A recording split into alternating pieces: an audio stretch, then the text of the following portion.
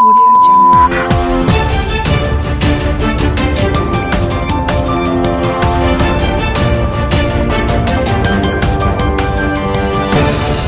Masih bersama dengan saya Gali Ramdhani dan rekan saya Nandini dalam acara Sawal News. Beberapa menit ke depan kami akan menemani Anda dengan berita-berita teraktual di seluruh penjuru Indonesia.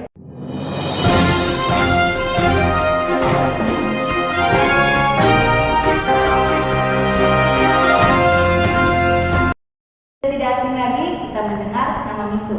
Brand minuman yang berasal dari Cina ini sudah menyebar hampir di seluruh Indonesia. Popularitasnya yang kian melejit dikarenakan gerai miso yang ada di mana-mana. Hal itu membuat tak sedikit pula warganet yang menjuluki miso sebagai penjajah toko kosong. Harganya yang cukup murah juga menjadi alasan miso banyak digandrungi oleh banyak orang. Saat ini reporter kita Rita Hernita sedang berada di salah satu gerai miso yang berlokasi di daerah Cirebon. Baik Nandini, sekarang saya sudah berada di depan toko miso, tepatnya di Ciledug, Kota Cirebon Timur. Mari kita lihat apa saja yang ada di dalam.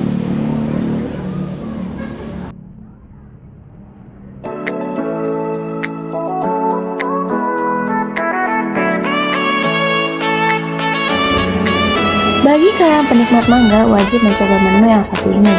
Menu Mangga Sundae merupakan es krim rasa vanila dengan topping buah mangga yang segar. Minuman ini cocok diminum di siang yang panas. Kamu akan merasakan perpaduan manis es krim dan kesegaran buah mangga yang pastinya bikin lagi. Tak hanya itu, menu-menu yang ditawarkan miso juga sangat beragam. Anda bisa memilih berbagai rasa serta ukuran gelas dan topping sesuai selera. Tak hanya es krim saja, miso juga menyajikan aneka minuman segar yang bisa dipilih. Baik, saya sekarang sudah bersama salah satu pengunjung yang ada di sini. Permisi Kak, apa Kakak sudah sering ke sini? Lumayan sering sih Kak. Apa sih alasan Kakak mengunjungi tempat ini? Saya kan sudah lumayan sering ya Kak kesini, jadi sudah tahu pelayanan di sini. Juga tempatnya juga nyaman.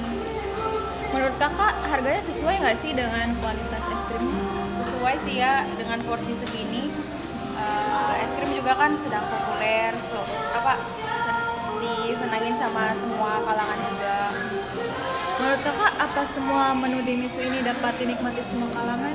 Ya, karena kan dari anak-anak sampai orang dewasa juga kan ada yang suka es krim. Kakak suka varian apa sih di miso ini? Ya, saya sih sering belinya Oreo Sundae ya Kak, soalnya enak, toppingnya juga enak Oreo.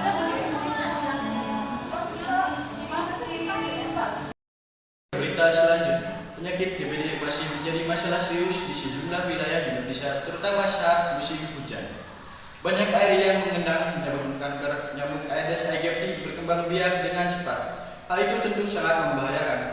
Bahkan Kementerian Kesehatan mencatat di tahun 2022 jumlah kumulatif kasus DNJ di Indonesia sampai dengan minggu ke-22 dilaporkan 45.387 kasus. Sementara jumlah kematian akibat DBD mencapai 432 kasus. Mari kita dengarkan bagaimana tanggapan dari Dr. Imelda mengenai DBD ini melalui reporter Siti Kalam Putih. Baik, terima kasih kepada saudara Gali yang sedang berada di studio.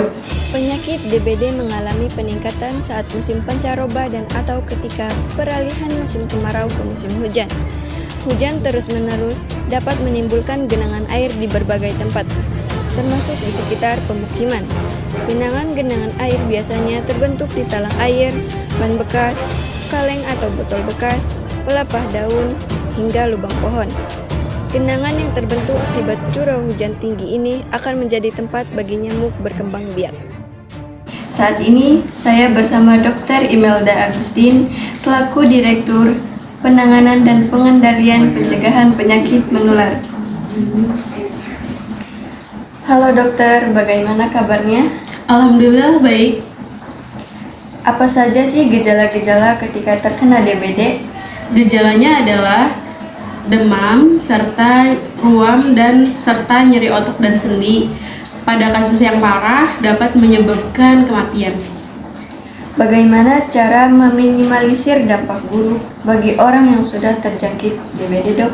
Tirah baring atau bed rest, dan meminum air mineral 2 liter per hari, dan kompres jika demamnya tinggi. Menurut dokter, apakah penyakit ini cukup berbahaya? Selain tingginya jumlah kasus, demam berdarah merupakan salah satu penyakit yang berbahaya dan dapat mengancam nyawa pada saatnya. Adakah waktu yang baik untuk semprot nyamuk? Sebaiknya pada pukul jam 8 sampai jam 11 siang dan jam 2 sampai jam 5 sore karena nyamuk Aedes aktif pada waktu tersebut. Nah, jumlah kasus DBD di Indonesia tercatat cukup tinggi. Menurut dokter, bagaimana cara mencegah atau mengurangi angka kasus DBD di Indonesia? Kita bisa melakukan pencegahan dengan membasmi jentik-jentik nyamuk Aedes dengan cara pembersihan lingkungan rumah sekitarnya melalui gerakan 3M, menguras tempat penyimpanan air minimal seminggu sekali, dan menutup kembali rapat-rapat setelah mengambil air, mengubur plastik atau barang bekas yang bisa digenangi air hujan. Oke, baik, terima kasih dokter. Semoga informasi tadi bisa bermanfaat untuk masyarakat lainnya. Amin. Sekian wawancara saya, kembali ke studio. Berita tadi menutup acara Buletin sore hari ini. Ikuti terus berita-berita hangat selanjutnya, berita terbaru dan terkini hanya ada di Sawal News. Saya Galih Hamdani dan rekan saya Nandini, mewakili seluruh rapat kerja pamit undur diri. selamat sore dan sampai jumpa.